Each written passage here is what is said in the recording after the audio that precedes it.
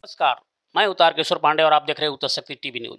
आज मैं मीरा भाईंदर शहर के काशी मीरा परिसर में उपस्थित हूँ, जहाँ पर बड़े धूमधाम से भगवान परशुराम जन्म उत्सव का कार्यक्रम किया जा रहा है और बहुत भव्य तरीका से ये उत्सव का कार्यक्रम आज हमारे मित्र अजीत उपाध्याय जी के ऑफिस में किया जा रहा है।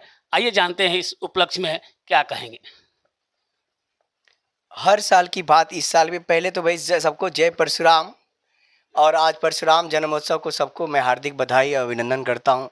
आज हमारे आराध्य, हमारे दादा, हमारे जन्म को देने वाले भगवान परशुराम भगवान का जन्मोत्सव है और हम ब्राह्मण सभी हर साल बहुत धूमधाम से मनाते हैं। इस वर्ष भी हम भगवान का परशुराम जयंती महोत्सव मना रहे हैं और हम इसके आपके चैनल के माध्यम से बोलना चाहते हैं कि हम ब्राह्मण हैं तो अपने धर्म, अपने शास्त्र, हमारा ब्राह्मण का धर्म है शस्त्र और शास्त्र लेकर चलना, जो हम आज भी वो उस पर कायम है, आगे भी करेंगे। अधर्म के विरोध हम लड़ते रहेंगे। जहाँ लगेगा कि हम ब्राह्मण कम पड़ रहे हैं वहाँ पे हम एकता बन के मंच बन के खड़ा रहेंगे। जय परशुराम। क्या कहेंगे सर मिश्रा जी, आप इस जन्म उत्सव के उपलक्ष्य में आप भी उपस्थित थे और बहुत भव्य तरीका से दीपदान आरती करते हुए भगवान परशुराम की जन्म उत्सव मनाया गया, इस पे आपको क्या कहना? सबसे पहले मैं जय परशुराम जयंती का सबको शुभकामनाएं देता हूं। हम ब्राह्मण हैं, हमारा कर्म होता है जिस प्रकार से हम अपने माँ बाप की ख्याल रखते हैं, उस हिसाब से हम हमारे समाज को, ब्राह्मण समाज को हम वो सनातन धर्म को आगे लेके जाएंगे, अन्याय को दूर करेंगे, न्याय को लाएंगे। जहाँ पे हमको ज़रूरत पड़ा वहाँ पे ब्राह्मण एकता मंच के माध्यम से हम लड़ाई लड़ेंगे और ब्राह्मणों को आगे लेके जाने की कोशिश करेंगे। जय परशुराम। जय परशुराम। बोलिए तिवारी जी। जय परशुराम।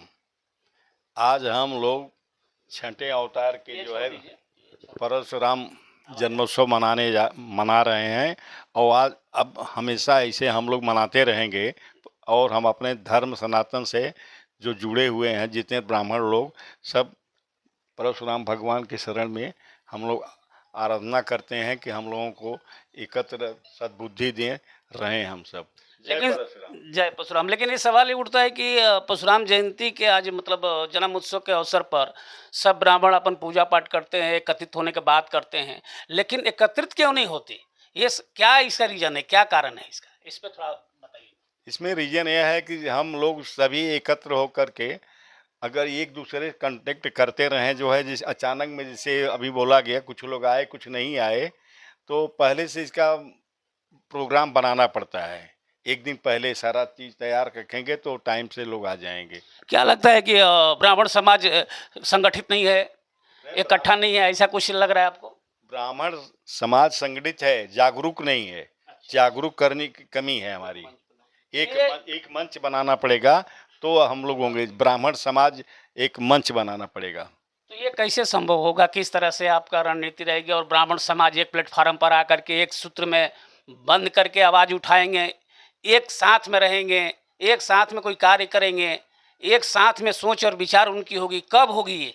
जैसे और संघ के लोग मनाते हैं, हर समाज के लोग मनाते हैं, इस तरीके हमारा नहीं मनाया जा रहा है, इसलिए हम फूटते जा रहे हैं। इसलिए हम हर शुरुआत हर महीने में करें, कोई कार्यक्रम ब्राह्मण पर रखें, ये रखें, कुछ रखें, तो ऐसे संगठित मिलते जाएंगे, होते जाएंगे, सब हो जाएंगे एक मंच पर। देखिए हमारे तिवारी जी हैं, किस तरह स्पष्ट बात बताए, जिन्होंने आज परशुराम जन्म उत्सव के अवसर पर सही बात है, ब्राह्मण जितना भी विप्र हैं उनको सब एक प्लेटफार्म पर आना पड़ेगा और आना चाहिए।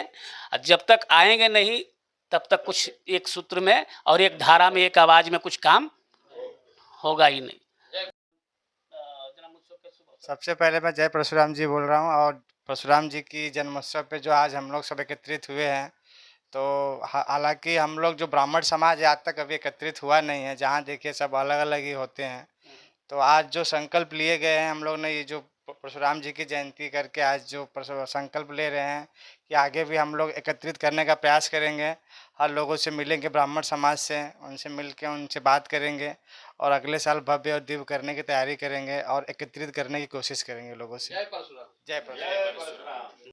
अजय जी, ब्राह्मण समाज जो है आज संगठित नहीं है और मतलब ये मतभेद है या क्या है, ये ब्राह्मण समाज के कि जो एक प्लेटफार्म पर नहीं आते। मैं दशकों से देख रहा हूँ, सब ऐसे बोलने के लिए बोलते हैं हम सब एक हैं, लेकिन मेन मुद्दा की बात है, मेन कहीं मांग की बात है, कहीं सरकार के आवाज़ उठाने का है, तो उस पर ये विफल हो जाते हैं।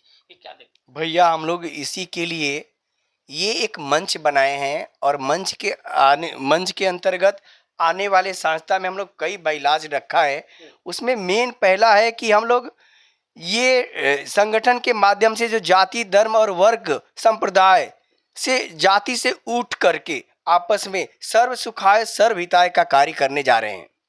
दूसरा है कि जो आपसी वादी है कि जन्म के हिसाब से रोटी बेटी, यानी कोई भी जाति में, हमारा पाणे, मिश्रा, दुबे, पाठक, कोई भी, हम लोग रोटी बेटी का कार्य करने जा रहे हैं।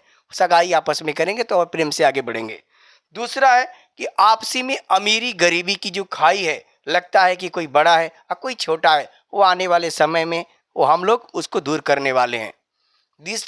एक और है कि जो किसी गरीब का लड़का या लड़की, कोई भी गरीब रहे ब्राह्मण समाज का, और किन्हीं कारण से नहीं पढ़ रहा है, तो उसका जो भी पढ़ाई का रहेगा खर्चा, आपस में हम सामंजस्य बना के कि ये जो ट्रस्ट बनाने जा रहे हैं, और ट्रस्ट के माध्यम से उसका पढ़ाई का खर्चा जो भी करेगा, हम लोग का संस्था करने वाली है। और भी बहुत सारे चीज़ है, हम लोग बैठ के करने वाले हैं, आगे करेंगे, आपको आने वाले समय में दिखेगा भैया। और मैं पक्का आपको आज के दिन में आपको संकल्प के साथ बोल रहा हूँ कि आने वाले समय में जो जो बोला वो दिखेगा। जय परशुराम। लेकिन सवाल ये उठता है कि अभी बहुत जगह मैं देखा हूँ कि गरीबी और अमीरी की बात जहाँ तक आप किए, उसमें ये भी देखा जाता है कि जो बेटी का शादी होता है, वो बिटिया का शादी में दहेज के लेकर के बहुत अजमंजस और बहुत कठिनाई और संघर्ष करना पड़ता है। इसके लिए क्या करें ब्राह्मण समाज के लिए, खासकर ब्राह्मण समाज में?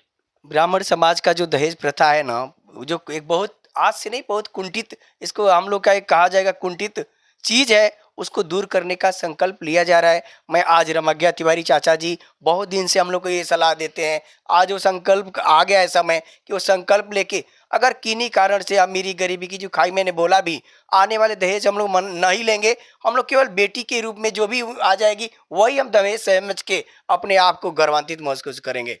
दहेज को हम लोग खत्म ही कर देंगे इस संस्था के। अभी जो यूजीसी का ये बखेड़ा खड़ा हुआ है, इस पे क्या कहें? भैया यूजीसी का जो आया है स्वर्ण समाज और खासकर ब्राह्मण वर्ग के खिलाफ, मैं उसका कठोर से कठोर शब्दों में निंदन करता हूं। मैं भले ही भारतीय जनता पार्टी का एक अहम सदस्य हूं, लेकिन ये कानून जो हम सबके ऊपर एक कुंठित घात करके आया है, उस घात को मैं दूर से ही मैं निंदा करता हूं, और इसको जल्द से जल्द खत्म किया जाए, सरकार से मैं मांग करता हूं। क्योंकि ये आने वाले समय में हम जो भी ब्राह्मण बंधु है, हमारे घर की आने वाले पीढ़ी के बच्चे हैं, स्कूल कॉलेज में किन्हीं वजह से छोटी छोटी बात के ऊपर जो वो एक, अगर कोई अदर जाति का अगर उस पर केस फाइल कर दिया तो उसका लाइफ खराब हो जाएगा, उसमें जमानत की कोई है ही नहीं। मैं तो यही सरकार से मांग करूंगा कि अगर यूजीसी लाना है तो उसमें अमेंडमेंट करके ये प्रारूप डाले कि ये कोई भी गलती करेगा उसके लिए सजा होगा, चाहे वो स्वर्ण समाज हो, चाहे वो छोटी जात के हो। अगर कोई भी गलत उस पर आरोप लगाएगा, उसको सजा होना चाहिए, और सजा भी हो उसका जांच करके होना चाहिए। और मैं तो बोलूँगा कि यूजीसी को खत्म ही कर दे। मैं भारतीय जनता पार्टी की सरकार, केंद्रीय सरकार से बोलता हूँ। धन्यवाद।